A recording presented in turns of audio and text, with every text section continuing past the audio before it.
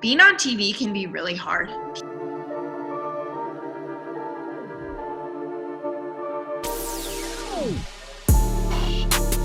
Megan Olivi is a sports broadcaster for not one, but two sports, both the NFL and arguably most notably the UFC.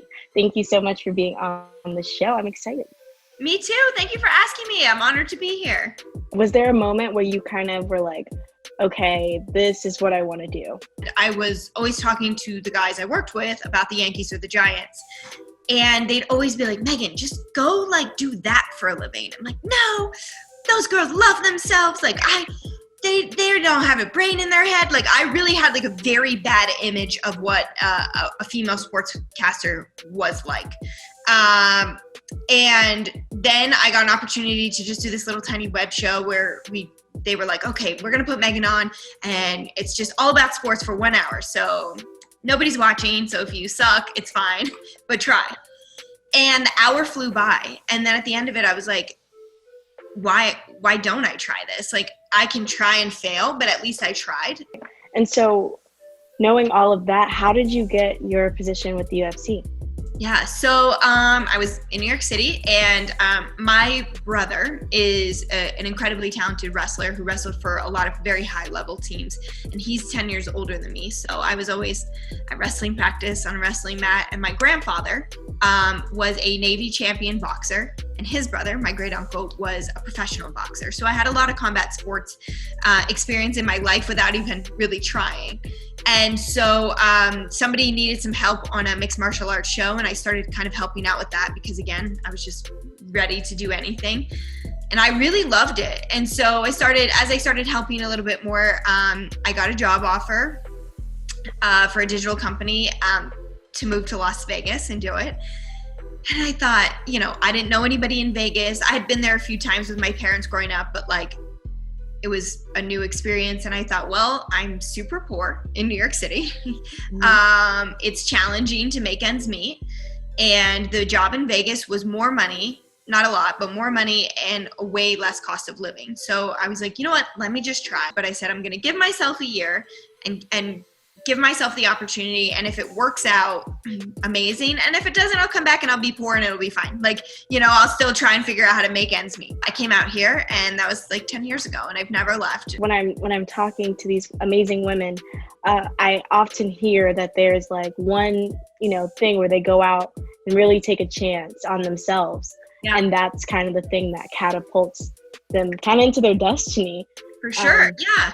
What would you say to your younger self who was feeling apprehensive about making that big choice? Yeah, that's a good question. I would probably just say relax and do your homework. You'll be fine.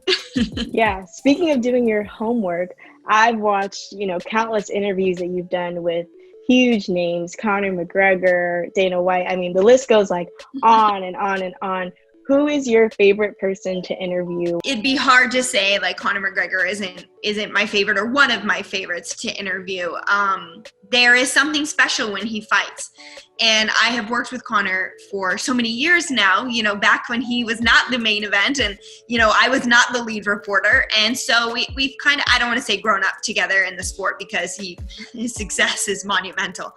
But we've both really worked as hard as we could at our game. Ronda Rousey, pretty much, I actually told her this, she changed the course of my career because she always allowed me time to interview her and always gave really great answers. And because of that, I started getting noticed because people wanted to see Ronda content and they're like, oh, who's this girl that's asking her questions? And then, of course, the most special to my heart is when I get to interview my husband after he wins. That's always really, really special.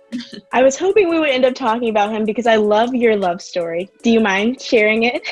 Yeah, no, we met in the Mandalay Bay lobby in 2009. I gave him my email address and then we emailed and we started texting and then phone calls and stuff. And I really cared about him, but I didn't know how he felt about me. And then I moved to Vegas and things, logistically became a lot easier. So we decided, let's give it a try. And it all worked out. So on our wedding day, I printed out those very first emails we sent to each other back in 2009 and kind of left them for him to read before we got married. Yeah. It was, we were trying so hard to impress each other. It was amazing. Love that. So you guys, I mean, what is it like being in your house when, I mean, all of these things are going, you guys are in the same sport essentially. Yeah. So what is that like? Dude, honestly, it's so boring. It's so funny. Like, if people knew how boring we were, they'd be like, what is wrong with you guys? But we are each other's biggest fans. Like, I couldn't ask for a more supportive partner ever. I mean, everything I do, like every single day, he tells me he's proud of me and that I'm doing a great job and that he loves me. And it's so comforting to hear, because being on TV can be really hard. People are extremely open with their criticisms, I'll say.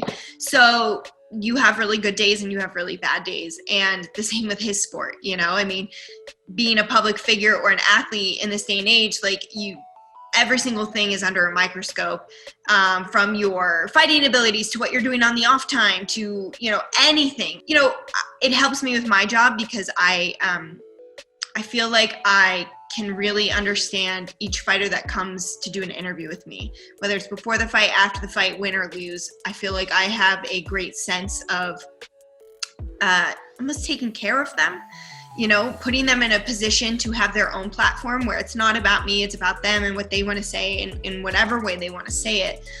So I really just, my sort of motto at life is treat every athlete I come across as if they're Joseph, because I want everyone to know him as an incredible athlete, yes, but as a full human being, and that he has a wide scope of things that make him incredible.